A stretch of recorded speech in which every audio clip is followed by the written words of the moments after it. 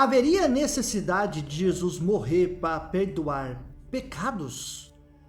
Eu vou mostrar para você dentro deste vídeo que não era necessário Jesus morrer para perdoar pecados. Então eu espero que você fique até o final, que eu vou provar para você dentro da sua Bíblia que você acredita que é a palavra de Deus, que segundo o Deus da Bíblia, Jesus morreu em vão, ok? Então eu espero que você fique até o final depois dessa vinheta.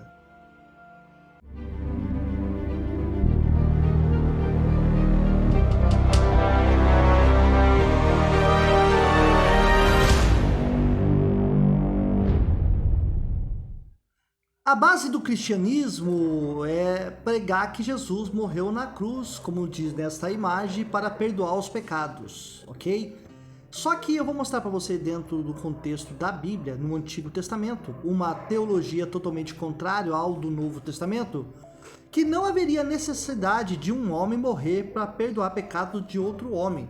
E isso também, dentro da Bíblia, se você fizer um estudo mais aprofundado, isso é profano segundo o Antigo Testamento, ao livro dos judeus, judaísmo. Segundo ao Antigo Testamento, não pode um homem morrer por outro homem. Independentemente se Deus se encarnou para poder vir aqui passar as mazelas deste mundo para perdoar os pecados do ser humano, né? Então essa teologia do Novo Testamento é uma teologia que contém muitas falhas. E eu vou mostrar para vocês dentro da Bíblia hebraica, que é o Antigo Testamento, né? Chamado assim pelos cristãos, que não haveria necessidade de Jesus ter morrido para perdoar pecados, ok? Segundo 1 Coríntios, capítulo 15, versículo 3, diz o seguinte, ó: porque primeiramente vos entreguei o que também recebi, que Cristo morreu por nossos pecados, segundo as Escrituras. Segundo aqui Paulo aos Coríntios, ele diz que Jesus morreu pelos nossos pecados. Isso ele está generalizando. Ali é uma carta escrita, é um remetente para um destinatário. O destinatário é a carta aos Coríntios, não é ao Brasil, não é a Argentina, Uruguai, não. É a carta a uma igreja ali, uma cidade de Corinto, a um grupo de pessoas. E não como fizeram ao longo do tempo e transformaram isso num livro dogmático como que era para todos lerem, dizendo que Jesus morreu por nossos pecados. Isso aí é uma doutrina criada pelo Paulo, chamado o pseudo-apóstolo Paulo. Mas vamos ver realmente o que diz no Antigo Testamento, se refuta isso que Paulo prega aqui nessa sua epístola. Em Isaías, capítulo 43, versículo 10 ao 12, diz assim: vós sois as minhas testemunhas, diz o Senhor, e o meu servo, a quem escolhi. Quem é o servo aqui, segundo o contexto de Isaías? Quem era a testemunha, segundo Isaías?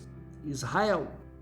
Diz assim: a quem escolhi, para que saibais e me criais, entendais que eu sou o mesmo, e que antes de mim, ó, aqui já refuta o fato de Jesus estar junto com Deus lá no princípio, porque diz assim, ó: porque antes de mim Deus algum se formou, e depois de mim nenhum haverá. Mas os cristãos transformaram Jesus como um Deus, segundo o próprio Deus aqui do Antigo Testamento, né? Mas o próprio Deus aqui de Isaías diz que não antes e nem depois nenhum haverá. Então é Yahvé, não tem Jesus, não tem Yeshua, não tem ninguém. É só Yahvé segundo o Antigo Testamento aqui em Isaías, ok? Diz assim, ó: eu sou o Senhor, e fora de mim não há Salvador.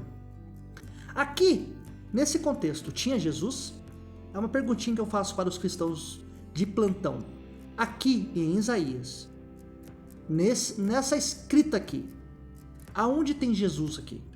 Aqui diz que fora de Deus, aqui fora de Yahvé, não há Salvador.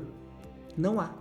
Então, aquela historinha que Jesus é o único suficiente Salvador já caiu por terra segundo Isaías. Porque diz que fora de Yahvé não há Salvador. Então Jesus é o Salvador?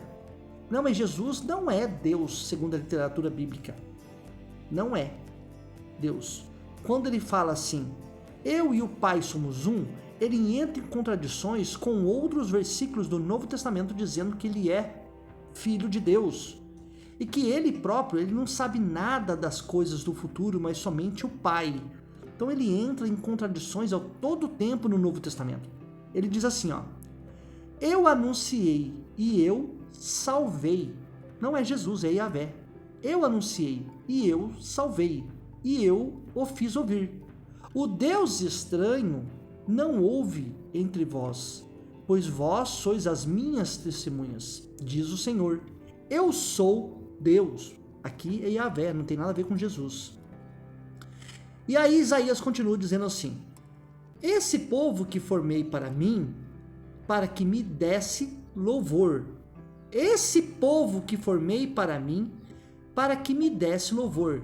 Então aquele cristão que adora Jesus, segundo o judaísmo, segundo os muçulmanos, ele comete idolatria, porque na própria Bíblia você adorar outros deuses é idolatria. Você tem que adorar um Deus só, que é no caso, não é Trindade, né? Pai, Filho e Espírito Santo. Simplesmente aqui no contexto de Isaías, que esse povo eu formei para mim, para que me desse louvor, desse louvor a Yahvé, desse louvor não era para Jesus. Então aqui já refuta o louvor que os cristãos aí cometem, a idolatria. O próprio Jesus no Novo Testamento dizendo que adorai somente a Deus Pai, nunca ao Filho, mas está os cristãos aí nas igrejas evangélicas adorando, né? Os católicos também adorando a Jesus como um ser superior. Diz assim, ó, Isaías 43, 25. Eu mesmo, não é Jesus. Olha aqui.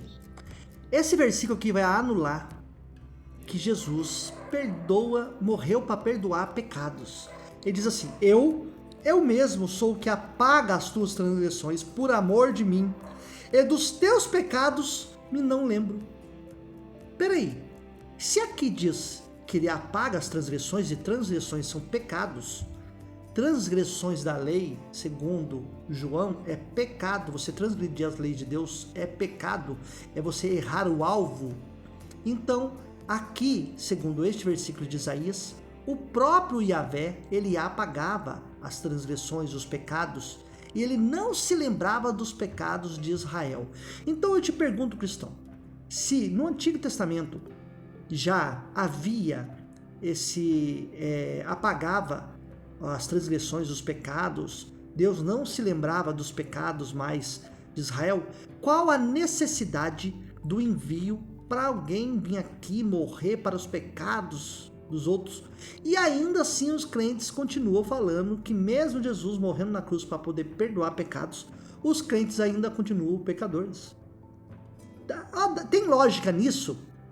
O Deus do Antigo Testamento, ele apagava as transgressões, que são pecados, não lembrava dos pecados mais do povo, aí ele manda alguém para perdoar pecados. Tem lógica nisso? E ainda assim, para piorar, os crentes ainda afirmam que as pessoas continuam no pecado. Não tem lógica nisso. Então, segundo este banner aqui, é uma mentira que Jesus morreu para perdoar os pecados das pessoas. Segundo o Antigo Testamento, essa doutrina do Novo Testamento, que Jesus morreu para perdoar pecados, ela não tem base, segundo a Bíblia. É uma construção teológica para dizer que um Deus se encarnou para perdoar pecados do ser humano. Mas no Antigo Testamento já acontecia isso. Já acontecia isso. Isso também é uma construção lá de Roma para trazer um Messias lá para os judeus. É uma construção romana, né? Ali é uma sátira, na verdade, né? Você vê Jesus ali dando ênfase para os romanos, falando para pagar os impostos para César e tantas outras coisas ali, que Jesus beneficia mais os romanos, né? Ali tem linguagens romanas dentro dos evangelhos, mais dá ênfase aos romanos do que aos próprios judeus. Jesus, ele desce o cacete nos judeus, nos escribas e fariseus, em todos os religiosos. E é um contexto totalmente grego, né? Totalmente pagão, uma língua pagã. Se Jesus era judeu e ali continha as línguas aramaica e hebraica, por que os evangelhos foram escritos no grego, no helenismo? É uma pergunta que eu deixo aí para os cristãos de plantão para responder, né? Então eu deixo esse vídeo para vocês que quiserem mandar nos grupos aí de WhatsApp, nos grupos aí cristãos, para mostrar para eles que no Antigo Testamento Deus já perdoava pecado e nem se lembrava do pecado do povo. Não havia necessidade para que Jesus viesse. Não tem no Antigo Testamento uma menção só que alguém viria, que morreria para perdoar pecados da humanidade. Isso aí é uma construção teológica. Alguém construindo uma nova religião. Eu espero que você tenha gostado desse vídeo. Você que não é inscrito, se inscreva no canal, deixe seu like e compartilhe. E até o próximo vídeo.